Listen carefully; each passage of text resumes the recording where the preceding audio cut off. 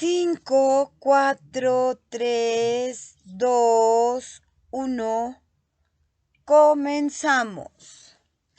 Bienvenidos todas, todos, todes y buenas noches a su espacio La Puebla Vigila, Psicología Social Activa. Martín Gelijarillo, su servidora, su fan, quien más los quiere y admira. Ayer grabé un video, espero que YouTube lo haya mantenido y no le haya dado rasquiña y lo quite, porque es importante que dejen que se oigan todas las voces, porque si no, entonces ellos mismos están traicionando su política de comunicación, que es que se oigan todas las voces. Además, querido YouTube, pues yo te recuerdo que el espacio radioeléctrico que estás utilizando es propiedad nuestra, de la nación, del pueblo. Entonces, deja que todo fluya. Hay que dejar que fluya y que llegue hasta donde tenga que llegar, porque si no, no evoluciona la humanidad. Bueno, les estaba diciendo que ayer hice un video acerca de esta guerra que curiosamente nadie nombra que va a empezar la Tercera Guerra Mundial. ¡Oh, qué horror! Va a empezar la Tercera Guerra Mundial. No lo han dicho. Y en la guerra de Rusia, de Ucrania contra Rusia y Rusia contra Ucrania, inmediatamente, ¿no? No, es que Putin va a iniciar la Tercera Guerra Mundial y está poniendo en peligro al mundo, pero de estos no dicen, nada más se la pasan diciendo que, ay, pobrecitos los israelitas, pobrecitos los malos de Hamas, los malos palestinos, que no son los palestinos, pero Hamas, del mundo árabe. Les leí también algo que de esa historia de 1948, cuando tomaron, invadieron, arrebataron entre varios países. Curiosamente hubo países de América, Uruguay por ejemplo, que no es de dudar, porque Uruguay está poblada casi por judíos. Entonces, ojalá y puedan ver ese video. Yo les prometí en ese video que les iba a leer algo. Es un relato, es una crónica que se llama Conquista de Jerusalén por los romanos, por Flavio Josefo. Flavio Josefo es un romano, precisamente, que está relatando todo esto, y aquí no digo más. Ustedes van a ser quienes juzguen. Les digo, es un poco largo, van a ser varios videos que voy a hacer con esto. Y ahorita, porque en la camita tuve un día muy pesado, caminé mucho, y porque es bueno leer antes de dormir, ¿no? Nos relaja un poquito, nos da más sueños y nos hace soñar cosas positivas. Entonces, ahí les va este relato. La conquista y destrucción de parte de Jerusalén con el incendio del templo que llevó a cabo Tito, el hijo del emperador romano Vespasiano, al que luego sucedería, es el acontecimiento más desastroso en la historia del hebraísmo.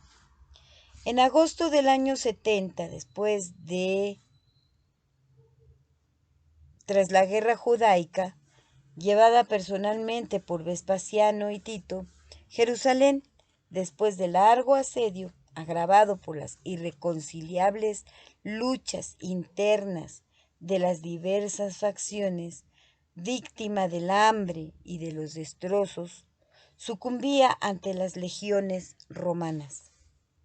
Para el conocimiento de este dramático acontecimiento, uno de los más importantes de la historia, disponemos de una fuente magnífica y detallísima. Los capítulos que le dedica el libro titulado Las guerras de los judíos de Flavio Josefo, sin duda escrito primitivamente en arameo y traducido luego al griego, texto en que ha llegado hasta nosotros. Josefo, o sea, José, hijo de Matatías, nació en Jerusalén el año 37 después de C. y era de estirpe sacerdotal judía.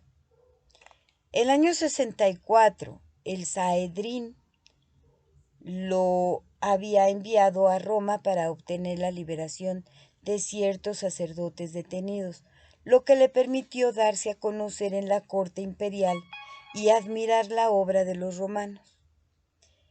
Pero sublevada Judea contra los romanos, se le encomendó el gobierno de Galilea inferior y superior en el 66, pero al año se tuvo que entregar a Vespasiano, y desde ese momento siguió la guerra al lado de las legiones imperiales a las que sirvió con sus informes y con sus intervenciones cerca de los judíos.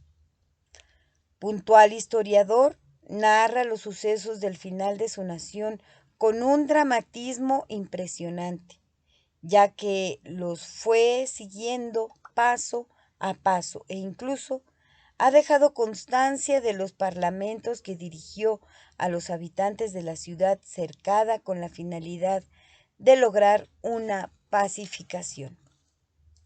En los fragmentos que transcribimos, que pertenecen a los libros 5 y 4 de Las guerras de los judíos, el lector ha de tener presente que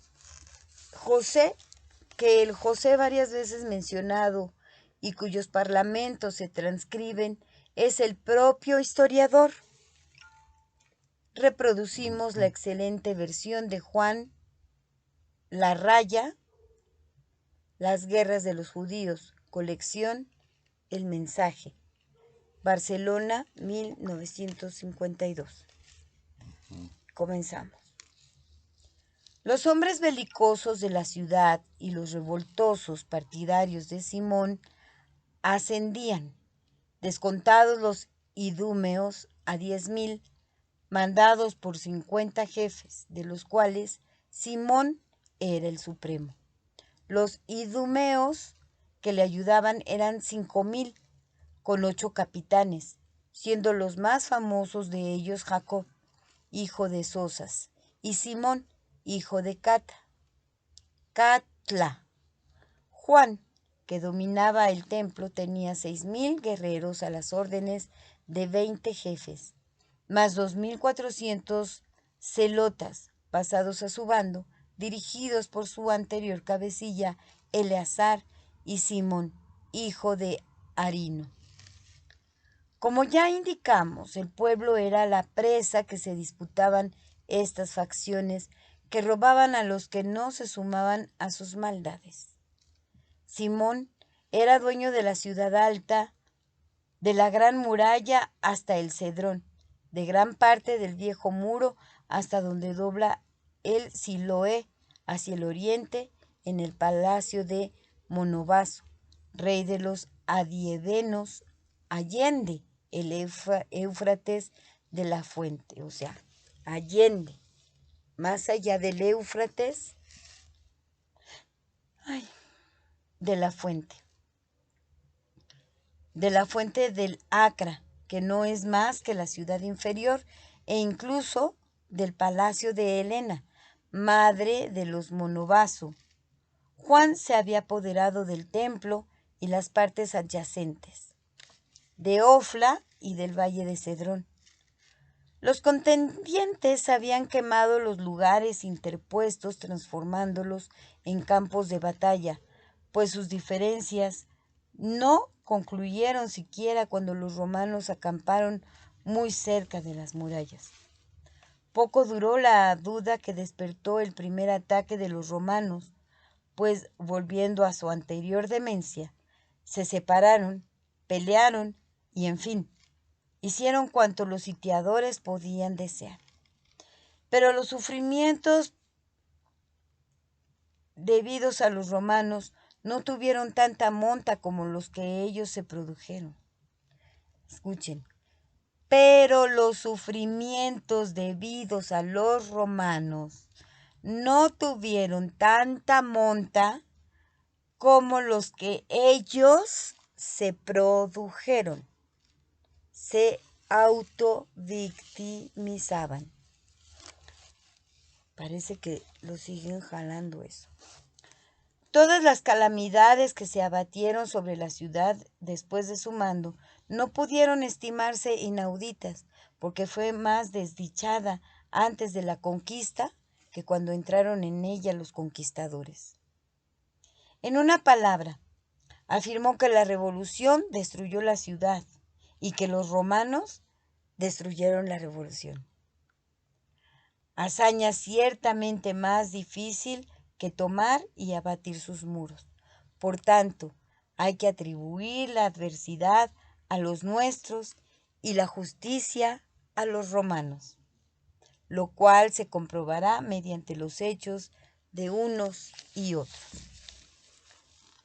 Estando los asuntos internos en dicha situación, Tito recorrió todo el exterior de Jerusalén con un cuerpo de caballería escogido, buscando el sitio más adecuado para atacar.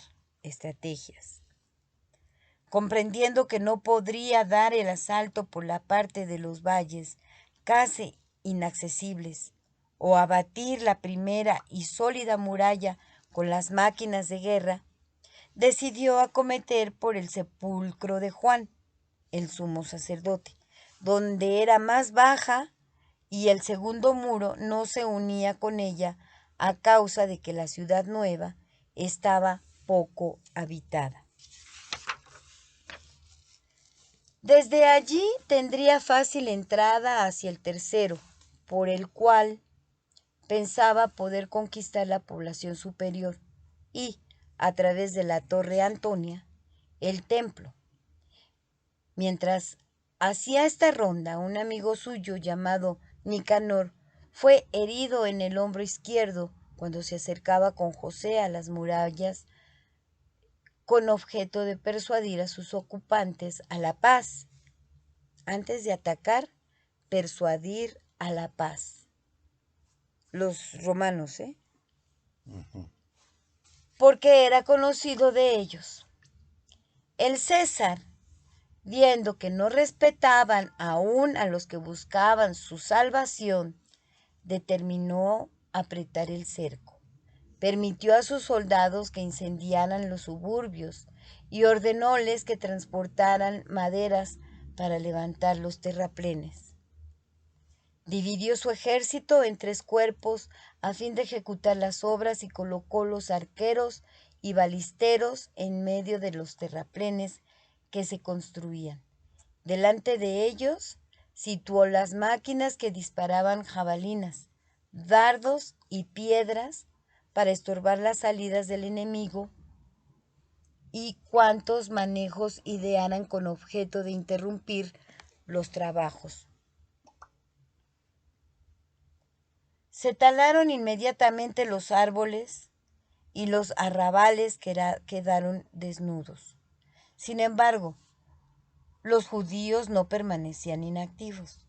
El pueblo de Jerusalén, robado y diezmado hasta entonces, se envalentonó con el pensamiento de que tendría un instante de respiro durante los preparativos contra los romanos.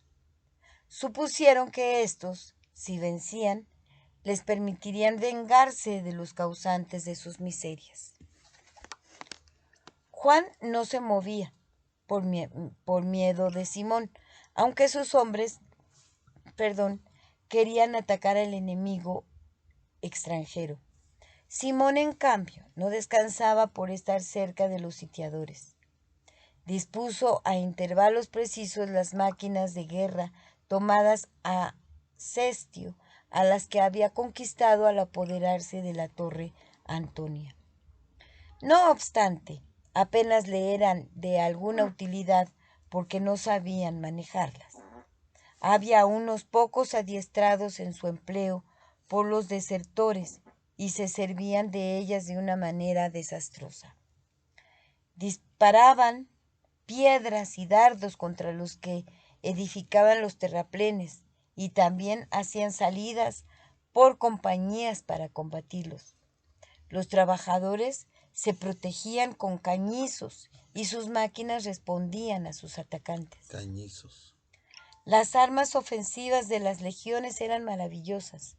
Las más extraordinarias eran las de la 10ª, que arrojaban dardos y piedras a mayor distancia que las demás, rechazando no solo a los judíos que salían, sino a los que guarnecían las murallas.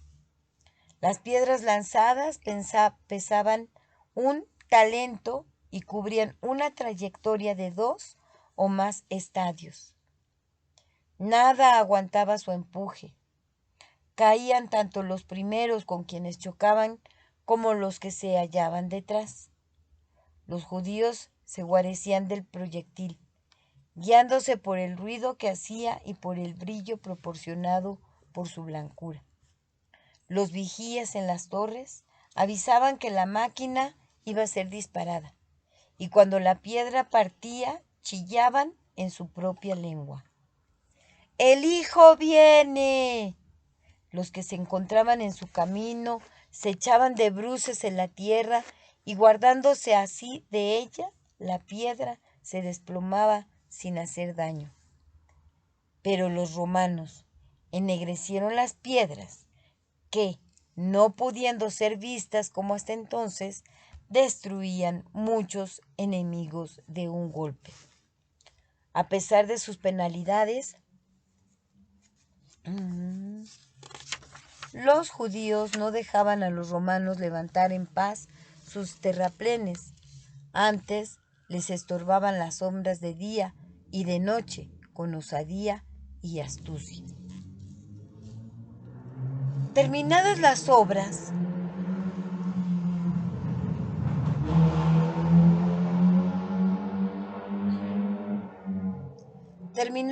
obras, los romanos midieron con plomo y cuerda el espacio que les separaba de los muros, porque la resistencia de los judíos estorbaba hacerlo de otro modo. Enterados de que podían utilizar las máquinas, las transportaron a sitios más cómodos. Tito mandó ponerlas tan cerca de la muralla que los judíos no consiguieron rechazarlas y dio orden de que empezasen a obrar. En lugares distintos se levantó de pronto un ruido tan repentino y prodigioso que los ciudadanos rompieron a gritar, y los sediciosos se espantaron no menos que ellos. Así, unos como otros, ante el peligro común, decidieron unirse a la defensa. Los de las distintas facciones se acusaron mutuamente de estar en connivencia con el enemigo, pero agregaron, ya que Dios no les concedía una concordia perpetua, debían en aquella situación desistir de sus rivalidades a fin de unirse contra los romanos. Ambos partidos, desechando su odio y sus querellas particulares, corrieron como un solo hombre a las murallas con un sinnúmero de antorchas que lanzaron sobre las máquinas, mientras asaeteaban a los que manejaban los arietes. Los audaces asaltaron en grupos sobre las cubiertas de las máquinas y las destrozaron. Atacaron y vencieron a sus encargados. Todo ello no a fuerza de destreza, sino a causa de su osadía. Sin embargo, Tito acudió en socorro de los que peligraban. Colocó jinetes y arqueros junto a las máquinas y ahuyentó a los incendiarios. Rechazó a los que disparaban piedras y flechas desde la muralla e hizo que los ingenios prosiguiesen su tarea. El muro no cedió a los golpes. Únicamente el ariete de la 15ª Legión movió una esquina de la torre sin perjudicar al muro, que no corrió el mismo peligro que la torre, mucho más alta, la cual, aunque cayese, no haría daño al muro. Los judíos renunciaron de momento a sus salidas. Luego notaron que los romanos se dispersaban en sus trabajos y en sus campamentos, convencidos de que el enemigo estaba fatigado y medroso, y pasaron al exterior por una puerta disimulada de la torre de Hípico. Prendieron fuego a las obras, se abalanzaron audazmente contra los romanos y sus fortificaciones, donde sus gritos apercibieron a los que estaban cerca y atrajeron a los alejados. El atrevimiento de los judíos niveló la disciplina de los romanos. Estos vencieron a los primeros que encontraron y apedrearon a los restantes. La pelea alrededor de las máquinas fue encarnizada. Los unos intentaban quemarlas, los otros procuraban impedirlo. Los combatientes vociferaban y morían muchos de los que se hallaban en la vanguardia. Los judíos superaban a los romanos con sus locos ataques. El fuego lamió las obras. Hubieran ardido las máquinas de no intervenir muchos de los soldados electos llegados de Alejandría, que peleando con más valor del que se esperaba, alcanzaron mayor reputación de la que poseían. Así estuvieron las cosas hasta que el César, con los más bravos de sus caballeros, arremetió contra el enemigo, matando con su propia mano 12 de los que se encontraban en la vanguardia de los judíos. Presenciada la muerte de estos hombres, la muchedumbre se dispersó. Tito la acosó hasta la ciudad y logró salvar los trabajos. En la lucha se capturó vivo a un hebreo que fue crucificado frente a las murallas a fin de asustar a los otros y abatir su obstinación. Después de la retirada, Juan, jefe de los idumeos, fue herido de muerte por una flecha árabe mientras hablaba en el muro con los soldados. Su fallecimiento arrancó grandes lamentos a los judíos y produjo hondo pesar a los revoltosos, pues Juan era un varón eminente con sus proezas y por su conducta. Y van 23 minutos, lo dejamos aquí. Mañana continuamos. Dijimos que esto se llama, ¿cómo se llama? Conquista de Jerusalén por los romanos. Y no hago más comentarios, háganlos ustedes, pongan sus comentarios en la caja de comentarios y los analizaremos después. Pongan like, compártanlo, recuerden que tenemos que romper el cerco informativo y vamos a hacerlo de este modo. Este es un relato histórico para que comprendamos, para que alcancemos a comprender la conducta de los judíos, que data desde hace mucho tiempo esa misma conducta. Ustedes son los que van a decir qué conducta, yo nada más les digo que se trata de eso. Pues muchas gracias por su atención, buenas noches, duerman bien. No olviden que este video es solo para ustedes, se tenía que decir y se dijo. Buenas noches, chao. Chaullito, a dormir. Chaito, Chaito, miren quién está ahí. La galita. ¿Dónde está? ¿Dónde está? Que no la veo. Es la Ahí galita, está. la galita. Ahí está la galita. Galita. ¿Dónde está? No la veo. Ahí está. Ahí está la galita. Ahí está. No puede caminar. No debe de caminar. Abur. Adiós. Abur, abur. Diles buenas noches. Pasen una buena noche y sin ninguna pesadilla. Puros sueños dulces Dulce y sueño. placenteros. Bueno, chao.